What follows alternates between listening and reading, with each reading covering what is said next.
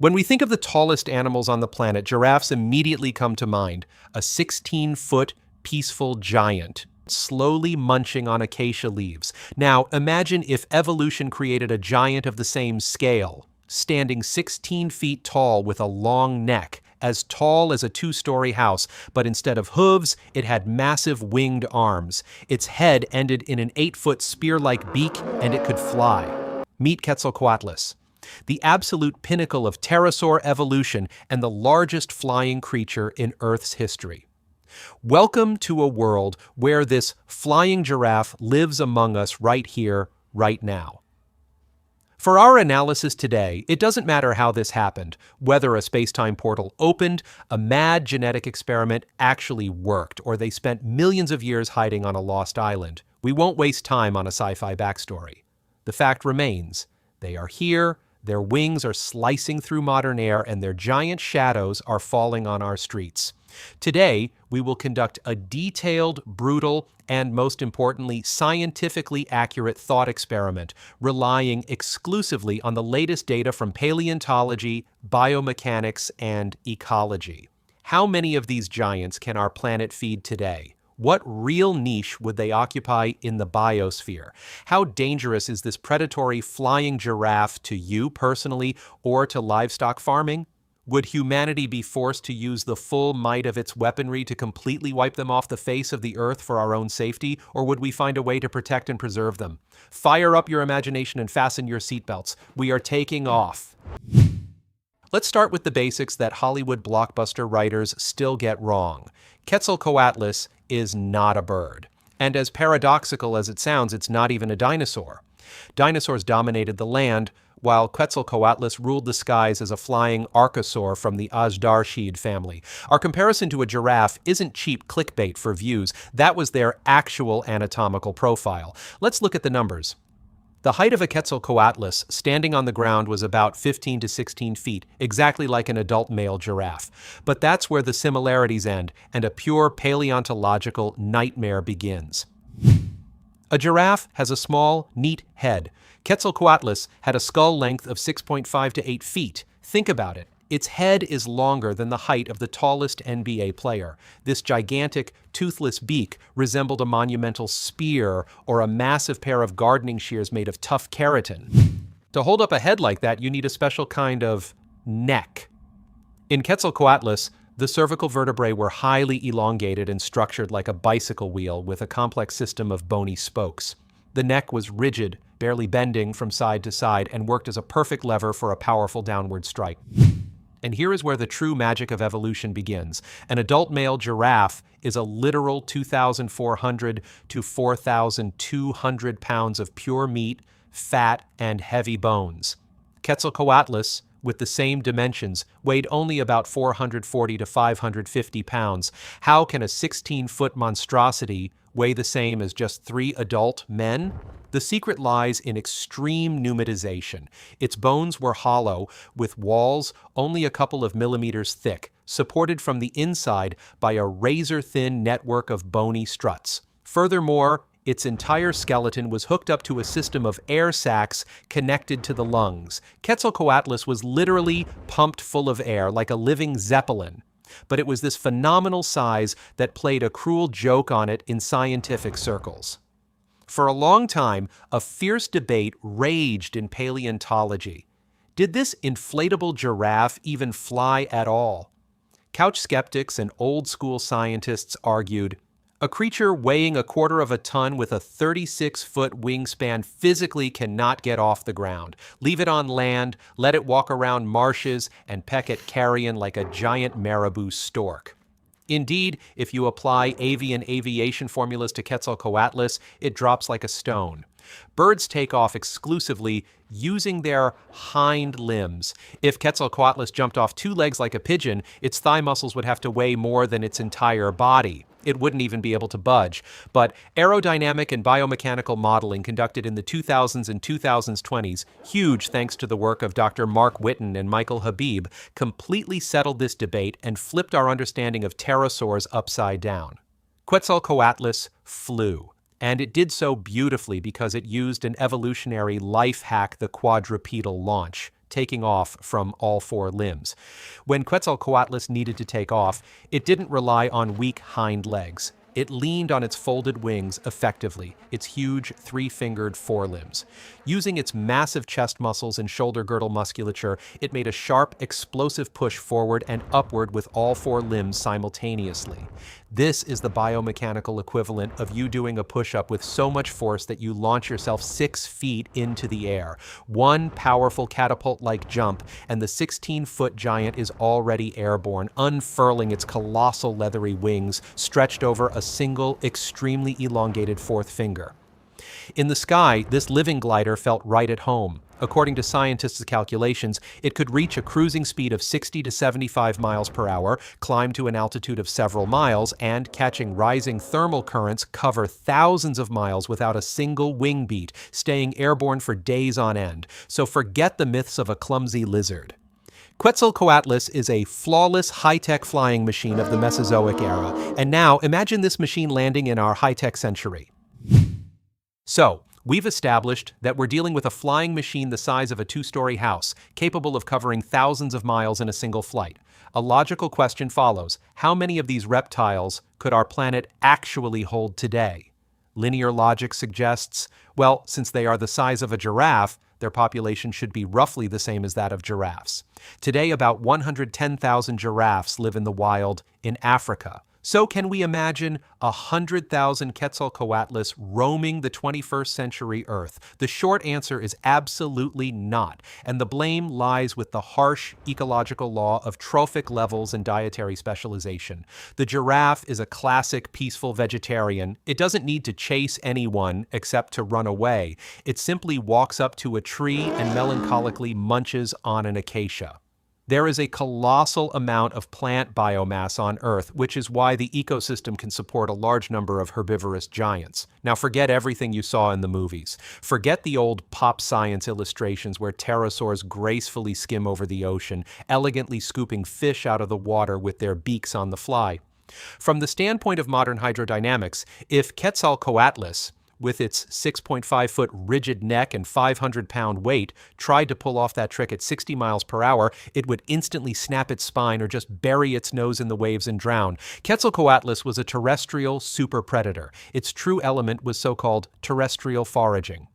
At the end of the Cretaceous period, across the territory of modern Texas, these beasts moved on all fours, and they did so surprisingly confidently and quickly. Quetzalcoatlus worked like a giant, cartoonish, overgrown stork, or a marabou on steroids. It methodically combed the plains and swallowed whole absolutely anything that moved and was smaller than itself. Small crocodiles, lizards, amphibians, and, most importantly, baby dinosaurs. Its 6.5-foot beak acted like a ruthless pair of tweezers. In ecology, there is a fundamental tenet called the 10% rule, Lindemann's efficiency law. When moving from one trophic level to another, about 90% of the energy is lost. Simply put, there are always critically, negligibly fewer predators than their prey. While a regular giraffe needs just a few square miles of savanna with lush trees for a comfortable life, a single adult Quetzalcoatlus required colossal hunting grounds to find meat. It needed a massive amount of protein to maintain its metabolism and power those huge chest muscles for a quadrupedal takeoff. If we brought their population into our 21st century, harsh biosphere calculations show that the maximum global population of Quetzalcoatlus northropii on the entire planet would not exceed 15,000 to 20,000 individuals. They would be incredibly rare apex predators. In terms of population density, they wouldn't resemble giraffes or zebras, but rather Siberian tigers, golden eagles, or Andean condors. They would be evenly and very thinly spread out across the open spaces of the earth. The African savannas, the endless steppes of Kazakhstan and Mongolia, and the North American prairies. It would seem that only 15,000 individuals for the whole planet, a drop in the bucket, live and let live. But believe me, even this tiny amount would be enough to turn human life completely upside down. All right, so we've distributed these 15,000 flying giraffes across the planet. It seems like they could just peacefully fly over the steppes and savannas, but let's use some logic and model their diet in the 21st century. Why would Quetzalcoatlus waste a ton of energy tracking down a swift, alert saiga antelope in the steppes of Kazakhstan or catching fast roe deer in the forests of Eurasia? Why do that when modern humans have thoughtfully gathered thousands of dumb, slow, fat, domestic sheep, goats, and pigs in one place, fenced them off with flimsy wire, and fattened them up? For global agriculture, Quetzalcoatlus would become an absolute, uncontrollable nightmare.